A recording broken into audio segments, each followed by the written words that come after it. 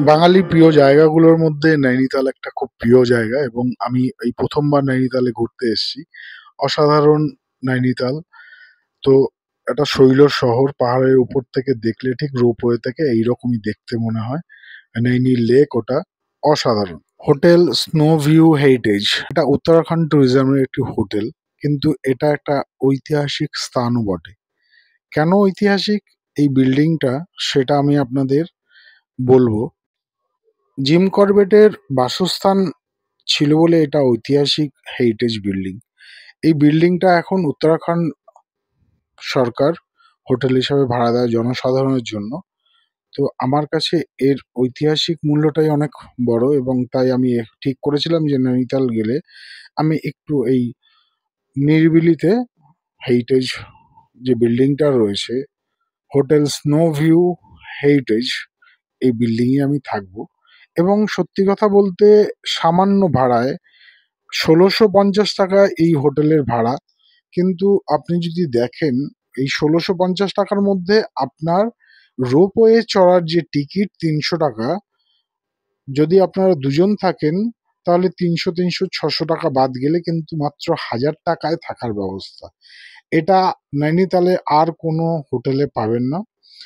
আর এইরকম ঐতিহাসিক জায়গাও আপনি পাবেন না থাকার জন্য।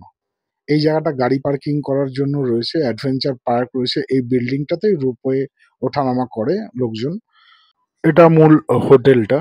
হোটেলের সামনে দেখুন বাগান করা রয়েছে। আমি রাত্রের দিকে ছবিটা তুলেছি। তো এই হোটেলের ঠিক পেছনেই কিন্তু স্নো ভিউ পয়েন্ট রয়েছে, যেখান থেকে আপনারা ভিউ পয়েন্ট হিসাবে লোকজনকে ঘুরতে নিয়ে আসা হয়। নিচে যারা থাকেন মল রোডে তাদেরকে ঘুরতে নিয়ে আসা হয়। আসুন আমরা হোটেলের ভেতরটা এবার দেখি। এটা হোটেলে ঢোকার রাস্তা। এই সোজা গেলে সোজা রিসেপশন। ডান দিকে ২ টো রুম আছে, বাঁদিকে ২ টো রুম আছে। মোট ৪ টে রুম। এগুলো বেড। বেশ বড়, বড় রুম। আসবাবপত্র দেওয়া আছে রুমের ভেতর। অসাধারণ থাকার জায়গা। আমি ভাবতেই পারিনি এত সুন্দর, এত ভালোভাবে সাজানো গোছানো। মাত্র ১,০০০ টাকায় কিন্তু নৈনিতালে এত বড় থাকার মানে রুম পাবেন না।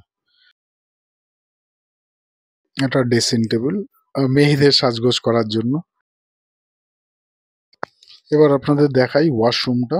ওয়াশরুমে ওয়েস্টার্ন ওয়াশরুম, গিজার রয়েছে এবং বেশ বড়, পরিষ্কার। ভালো লাগবে আপনাদের। এই ১,০০০ টাকার মধ্যে কিন্তু নৈনিতালে এইরকম রুম পাবেন না।